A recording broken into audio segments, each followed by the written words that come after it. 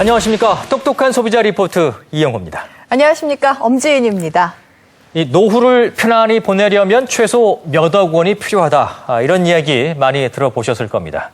이 사람의 수명이 늘어난 반면에 일자리 불안은 더해지면서 그만큼 우리 사회의 노후 걱정이 커졌기 때문일 텐데요. 그래서 요즘 개인 연금 보험을 찾는 사람이 좀 크게 늘었다고 하죠. 네. 그런데 20, 30년 전 노후를 위해서 개인연금보험에 가입해 꾸준히 불입을 했는데 정작 연금을 받게 될 시기가 되자 상심에 빠진 사람들이 많습니다. 개인연금보험의 보장 내용이 기대보다 터무니없이 줄어들었기 때문인데요. 노후를 사기당했다는 원성까지 나오고 있습니다. 이 개인연금보험에 가입하면 행복한 노후를 보장한다던 20, 30년 전의 약속은 왜 지켜지지 않은 걸까요? 김광수 PD가 취재했습니다. 동양에서는 가장 높은 대한생명 63층 빌딩이 63빌딩이 5년여 공사 끝에 완공됐다는 소식이 뉴스를 장식하고 10일 문을 엽니다. 서울에서 지하철 3, 4호선이 첫 운행을 시작한 지난 1985년 한 연금보험 출시 소식이 사람들의 관심을 모았습니다. 우체국 연금보험에 가입하면 60세 때부터 노후 생활의 집이란 이름의 실버타운에 입주할 수 있다는 것. 행복한 노후를 약속한다는 이 보험에 들기 위해 당시 3만여 명의 사람들이 몰려들었습니다. 우체국 앞에서 1인 시위를 벌이고 있는 민지식 씨도 그중 한 사람. 하지만 30대 나이에 시작된 실버타운 입주의 꿈은 아직 이루어지지 않았습니다. 우체국에 연금보험을 들면 저기 광고에 보시다시피 노후 생활의 집 줘서 들어가서 살게 해준다 그랬거든요. 근데 그거 아직 짓지를 않았어요. 우체국에서 만들어 배포했던 연금보험 가입 안내서. 그 한켠에 이 연금보험에 들면 실버타운에 입주할 수 있는 우선권을 준다고 명시돼 있습니다. 우체국의 실버타운 건설 계획은 국무회의를 거쳐 대통령 재가까지 받은 사항이었습니다. 30제곱미터 면적 원룸형 구조, 공동 취미생활 공간이 따로 있는 실버타운을 전국 9개 지역에 짓겠다는 계획이었습니다. 민 씨는 아내와 함께 이 실버타운에 들어갈 날을 꿈꾸며 1985년부터 매달 약 4만 원씩 빠짐없이 보험료를 내왔습니다. 실수령액이 100만 원이 안 되는데 4만 1,040원 내면 좀 퍼센트로 세죠. 처음에 들 때는 한 제 월급의 7, 8% 됐어요. 노후생활의 집을, 그것도 유럽식 콘도의 노후생활의 집을 준다는 게 굉장히 매력이었죠. 나이 먹으면 내가 거기 가서 살 수 있으니까. 우체국 연금보험이 출시된 지 29년. 실버타운이 들어서기로 했던 부지는 현재 허허 벌판입니다.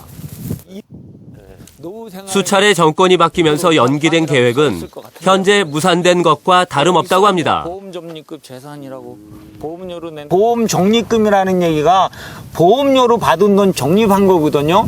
땅을 그냥 사서 25년이나 그냥 갖고 있다는 것 자체가 직무유기이기도 하고 또 한편으론 저희 돈으로 산 땅인데 이거 그러면 팔아서더라도 노후 생활에 못진 대가로 뭐 배당금의 형태를 되돌려주든 배상금의 형태로 되돌려주는 게 합리적인 거 아니겠습니까?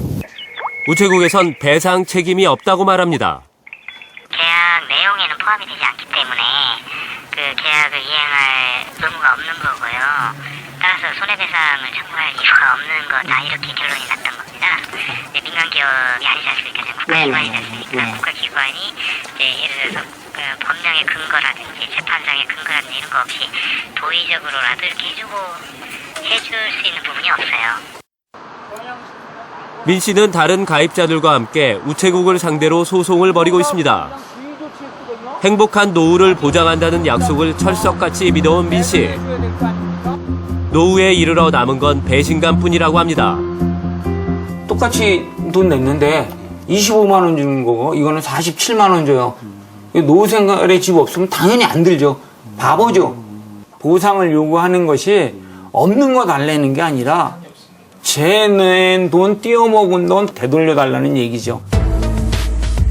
지난해 기준 우리나라 남성과 여성의 평균 수명은 각각 77세와 84세. 이른바 100세 시대라고 불리는 지금은 불안한 노후에 대비하기 위해 850만 명이 개인연금보험에 가입하고 있습니다. 노후 대책의 대표 선수 연금은 한 살이라도 더 젊을 때 들수록 유리합니다. 직장 다닐 때 그런데 연금 수령 시기가 되니 지급액과 보장 내용이 터무니없이 적어졌다면서 피해를 호소하는 사람이 많습니다.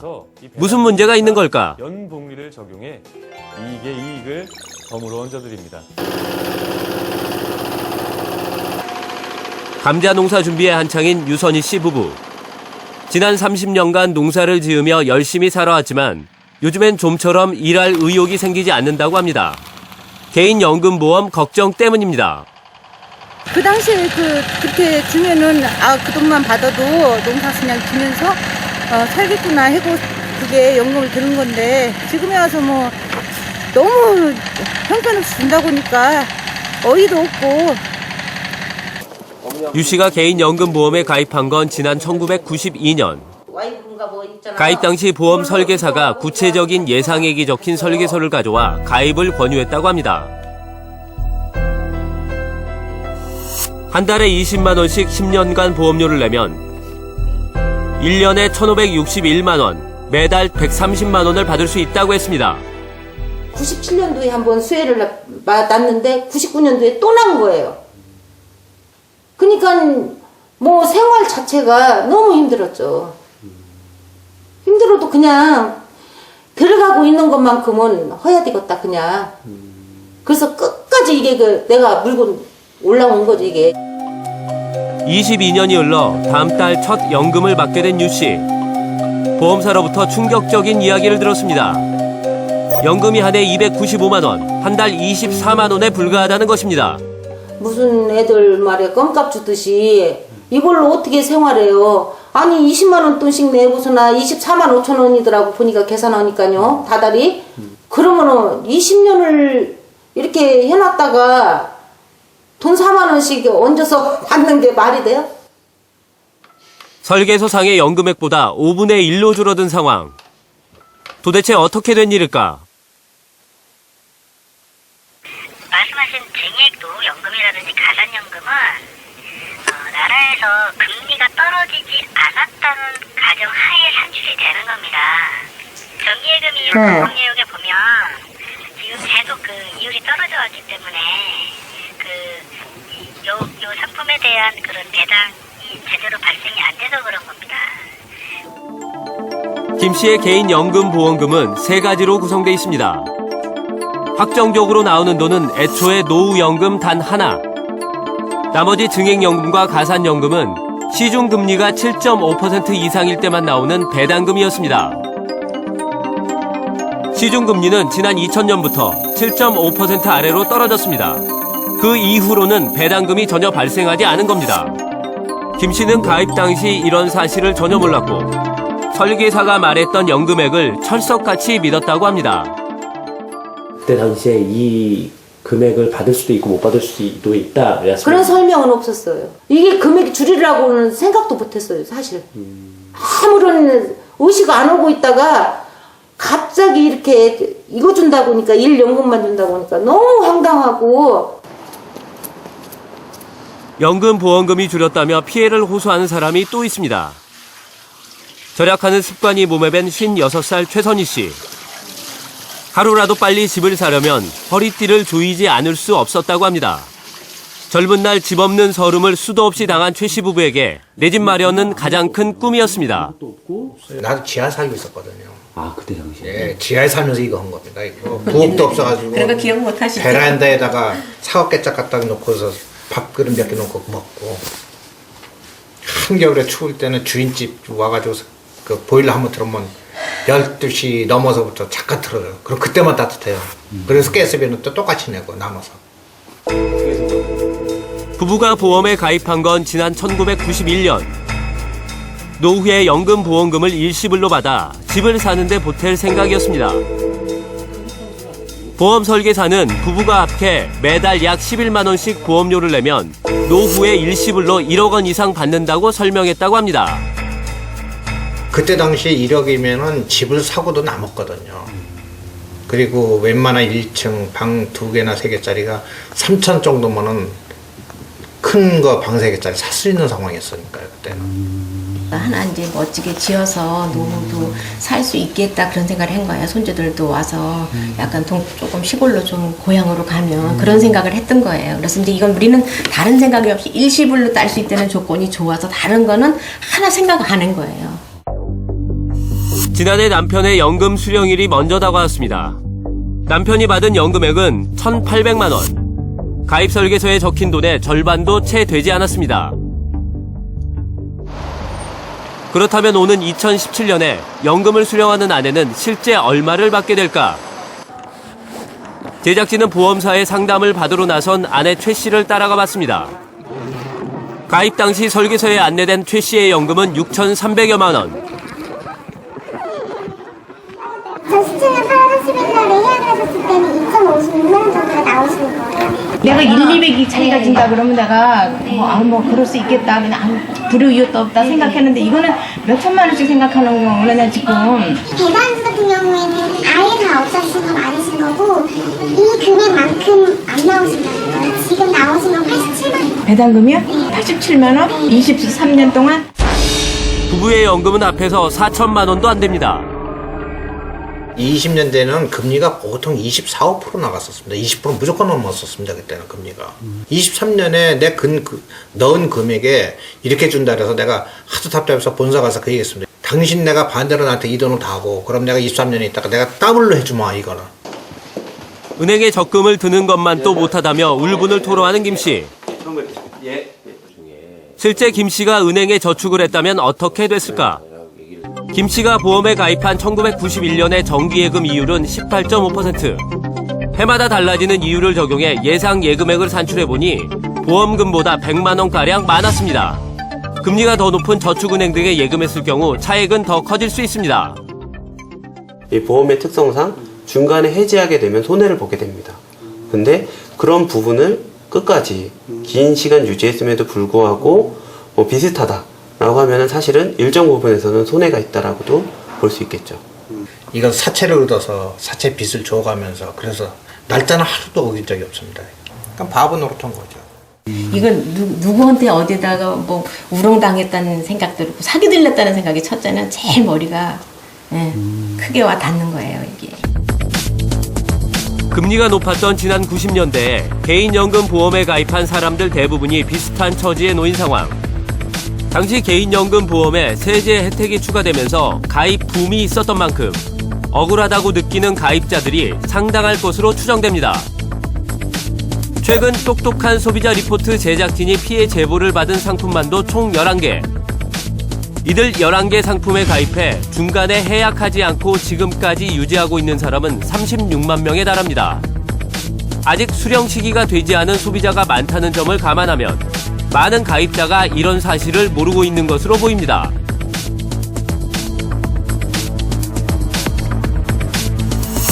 현재 금융감독원에 접수되는 연금보험 관련 민원 건수가 한 해 3,000건에 육박하고 있습니다.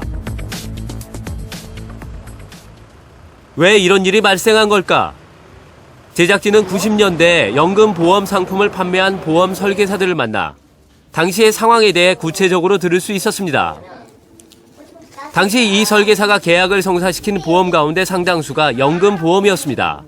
보험사들 간의 개인 연금보험 가입자를 유치하려는 경쟁이 무척 치열했다고 합니다. 수당도 예를 들어 다른 질병보험이나 이런 거는 한 건에 30-40만 원이다 그러면 연금 같은 경우는 200만 원 이상 준다 이런 거. 그래서 연금을 집중적으로 팔게 그렇게 만드는 거죠. 보험 설계사가 소비자에게 금리에 따라 연금액이 크게 달라질 수 있다는 설명을 하는 경우는 드물었다고 합니다. 실제 설계사들조차 이 사실을 모르는 경우가 많았다는 겁니다.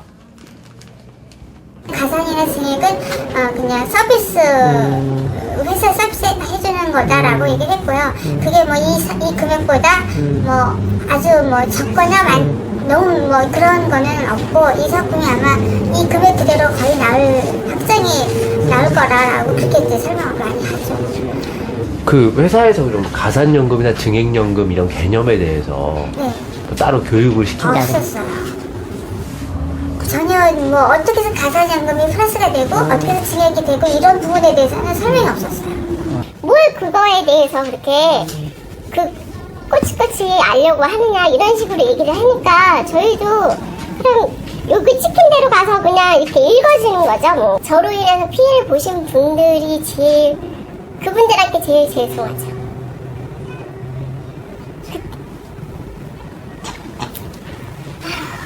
그래서 이렇게 지금 지혜를 받고 있으니까 주의 대가를 받고 있는데. 그렇다면 보험사들은 벌써 10수년 전부터 금리가 하락해 연금액이 줄어들기 시작했는데도 왜 이 사실을 가입자에게 알리지 않은 걸까? 물론 이제 고객분들이 애초 가입할 때 기대만큼 되지 못한 건 있지만 4, 5년 동안에 우리나라에 근데 워낙 이렇게 출렁출렁 많이 바뀐 거였잖아요. 가산연금, 증액연금이 거의 발생하지 않습니다. 이런 얘기를 뭐 중간에라도 통보를 한 적도 없다면서요. 연금 개시 시점이 돼야지 사실 연금을 받으시는 거기 때문에 그때 당시에 알게 되는 거지 뭐 사실 전체 계약자들을 다 돌려서 그때 당시에 뭐 지금 금액이 얼마 정도 됩니다라고 안내하는 건 사실 현실적으로 좀 무리가 있거든요. 가입자가 뭐 한두 명 있는 것도 아닌 상황이기 때문에 계약자한테 이렇게 팔았으면 고지를 해주고 노후 준비를 다른 수단으로 강구하세요 이렇게 얘기해야 되는데 보험사들은 다 이렇게 이게 빵빵 나올 것을 알고 있음에도 불구하고 가만히 침묵을 지키고 있다가 이 연금 수령자들 뒤통수를 치는 행동을 하고 있는 거죠. 개인 연금보험만 믿고 있다가 별다른 대비 없이 노후를 맞은 소비자들은 절망에 빠질 수밖에 없는 상황. 경비 일을 하는 김윤환 씨도 마찬가지입니다. 새벽 6시 밤샘 근무를 마치고 퇴근하는 길. 아내 최혜숙 씨가 아침상을 차리고 기다리고 있습니다. 66 생일을 맞은 남편을 위해 준비한 소박한 생일상. 내일이 기빠진 날이에요. 기대했던 개인연금 보험금이 반토막 나는 바람에 이 부부는 씀씀이를 더욱 줄일 수밖에 없습니다. 맨날 사느라고 바빠가지고 차려지리도 못하고. 최 씨는 1997년 IMF 사태 이후 실직한 남편을 대신해 오랫동안 가족의 생계를 이어왔습니다. 10원 하나 허투루 쓰지 않으면서도 노후 걱정을 덜어주는 연금보험금 20만 원은 아깝지 않았다고 합니다. 이런 최 씨에게 연금액이 반토막 난 건 믿고 싶지 않은 일. 보험사에선 약속했던 금액을 줄 수 없다는 말만 반복했다고 합니다. 맥이 다 풀리고 진짜 주저앉고 싶었었어요.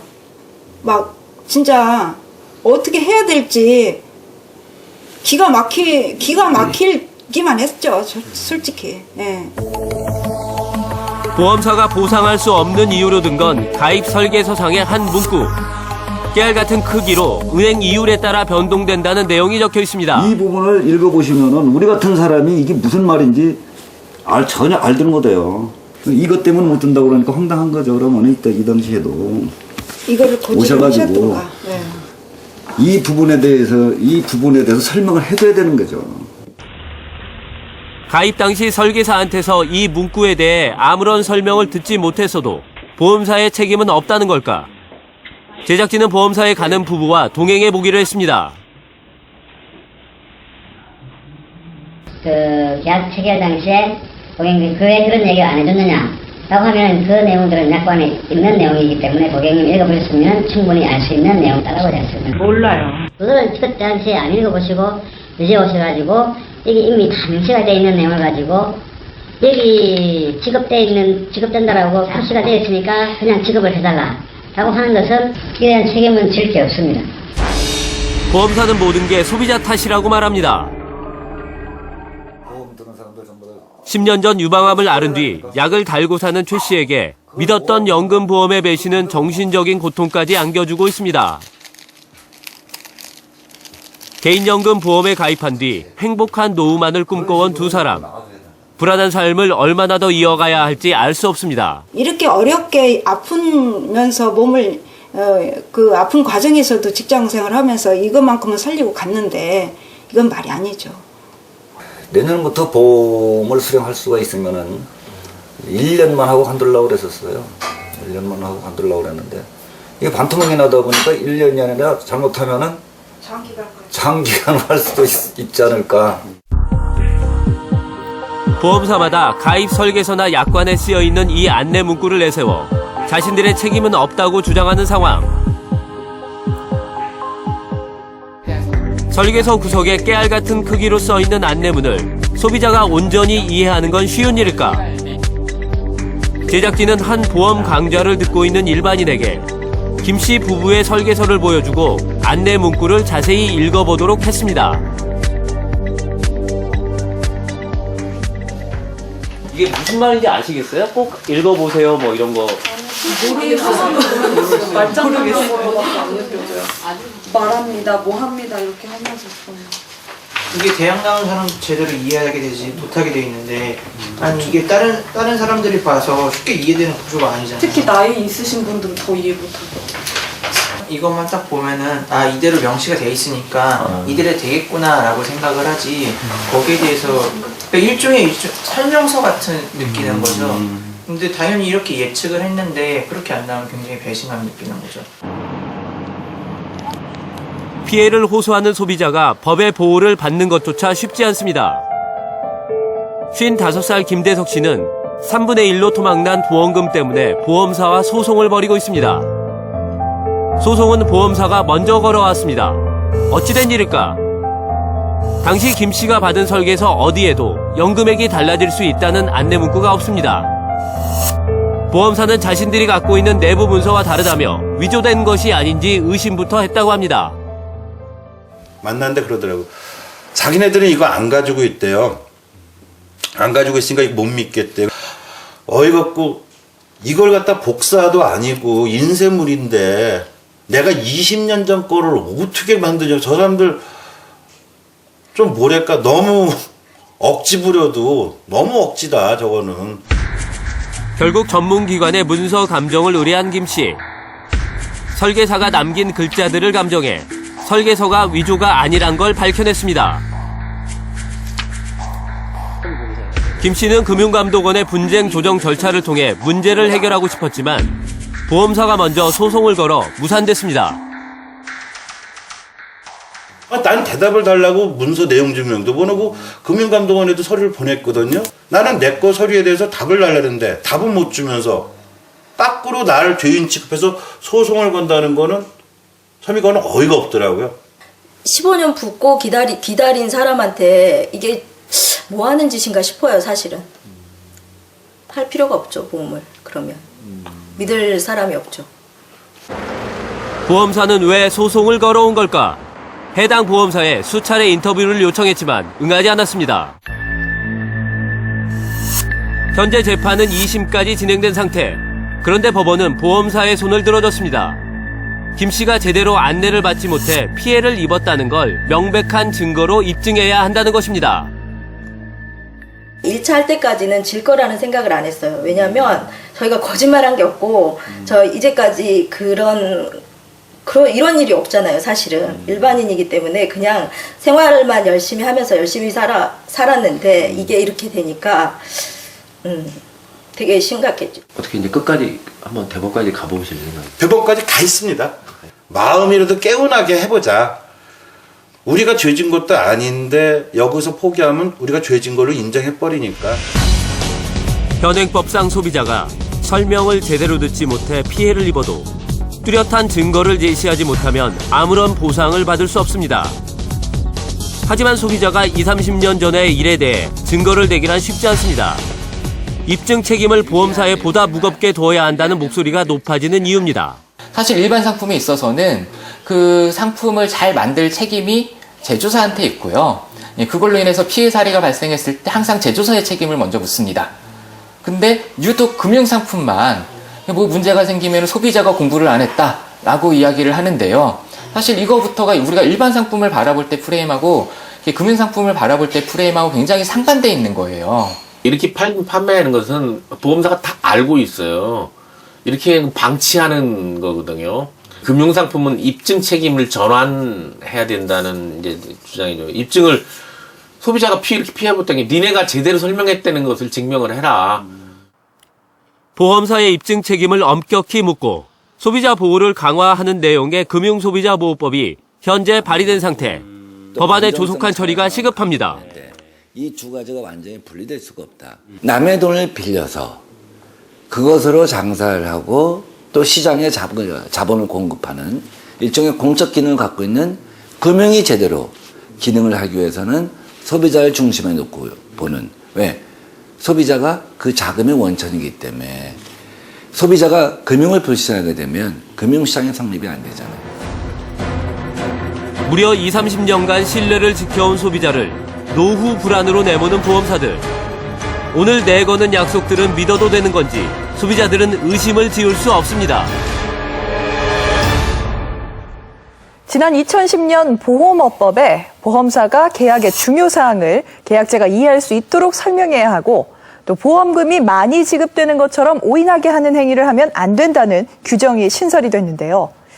보험사의 횡포로부터 소비자를 보호할 수 있도록 뒤늦게나마 제도 개선이 이뤄진 겁니다. 하지만 지난 90년대 개인연금보험에 가입한 많은 소비자들이 이 연금보험만을 철석같이 믿고 노후를 맞이하고 있는데요. 지금까지의 피해는 어쩌면 빙산의 일각일지도 모릅니다. 이를 방치한다면 앞으로 우리 사회에 커다란 불안 요인이 될 것입니다. 정부와 국회 차원의 대책 마련이 시급해 보입니다. 현재 개인연금보험에 가입돼 있는 분들은 노후에 얼마만큼의 보장을 받을 수 있는지 반드시 점검해 보시기 바랍니다. 또 새로 개인연금보험에 가입할 때는요, 설계서와 또 약관의 내용을 꼼꼼하게 확인하시고 보장 내용에 대해서 확인서를 받아두시면 혹시 모를 위험에 대비하실 수 있습니다.